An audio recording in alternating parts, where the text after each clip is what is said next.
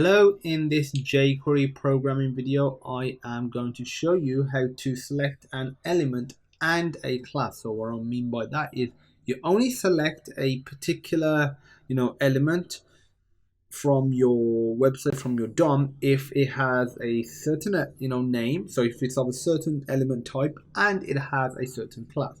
So in this example, I've got this epic class. So I want to click and just print out awesome, click. I want to say 3.5. So awesome, click 3.5. But if we look, this div has epic class, this paragraph has epic class, and all of these divs have epic class. I want to select this right here. I can't select it based on epic class. Actually, let me get rid of the ID. Okay, so I can't select it based on the class because you'll select any one of these. I can't select it based on this class and then the first one because it would get this one.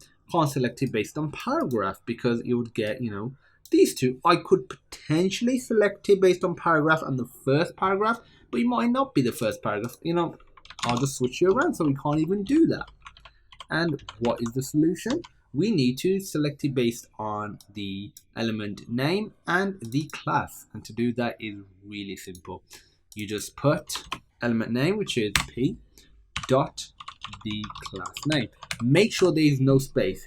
No space indicates that you are selecting just one element that has to satisfy this condition and this condition. So it needs to be a paragraph or a p tag, and it needs to have a class of epic class. If I save that, reload, if I click element 2, doesn't do anything. If I click paragraph 1, doesn't do anything. Click element 1, nothing. 2, 3, 4, nothing. If I click this one, however, it detects the click and it activates this selector code. So that's how you use the selector to be able to detect an element or pick up an element or locate an element, I should say, based on its name and having a particular class.